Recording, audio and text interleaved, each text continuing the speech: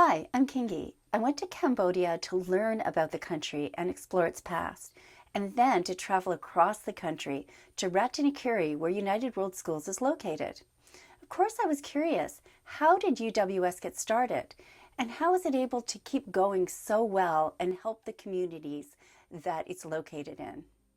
We visited the temples of Angkor Wat. They were the center of the Khmer Kingdom from the 9th to the 15th centuries and remain the largest in the world.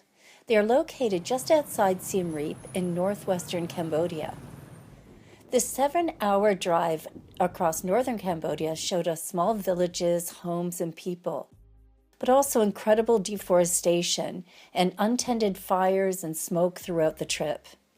Ratanakiri, Mountains of Gems, is the poor northeastern province of Cambodia that is still recovering from war and devastation of the Khmer Rouge. With low life expectancy, most homes without electricity or plumbing, and the literacy rate of just over 50%, education is vital for a better future. Ben Lung is the capital of the province and home to United World Schools, Cambodia. I first came here to Ratanakiri, Cambodia in 2006, and I was the government advisor to try and assist out-of-school children. My specific responsibility was to consider ways that we could get indigenous children from the 9 tribes that are in this area into school. They've never been to school, they never had the opportunity. So I was here to advise the government.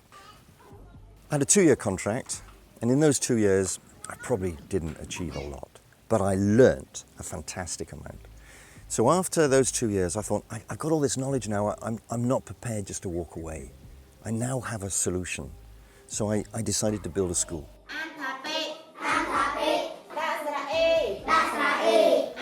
And I raised the money through my family, and we put out a model school. We're building schools which look like part of a village. They're simple wooden structures. 3 classrooms facing in on a central platform with a teacher house, with toilets, with solar panels so we can have evening classes for the adults. We can encourage a little bit of agriculture, growing a few vegetables. But when you first arrive in the school, often people say to me, "Wow, that's quite simple." And it is, and it's designed to be simple. But it's when you go into the classroom, when we have government teachers, paid for by the government, speaking Khmer, and then you have the community teachers who speak their own indigenous language, paid and supported by UWS.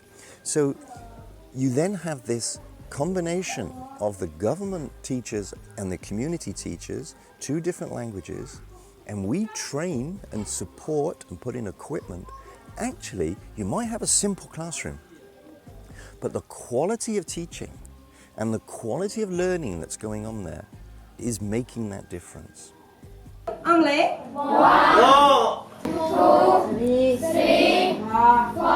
the school began to be successful. So the obvious thing is, well, let's build another. So we built school 2, and then school 3. And then we decided that, hey, if we partner these schools to schools in the richer parts of the world, we can make these schools much more sustainable. We get an income, and we start creating a global family that understands the need of education.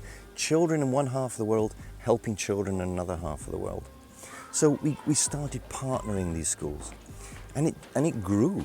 So today, now, here in Ratanakiri, we've got 24 schools. In the next province, we've got another 12. So from a very simple idea of creating one school, it's now grown into what is now a multinational with schools in Cambodia and Myanmar and in Nepal. Most of our staff are Khmer staff. We've got a small team of people based in London, but our overheads we keep to an absolute minimum so that most of the money, high percentage of the money, goes into the actual schools and the education of what we're trying to achieve. How do we do this?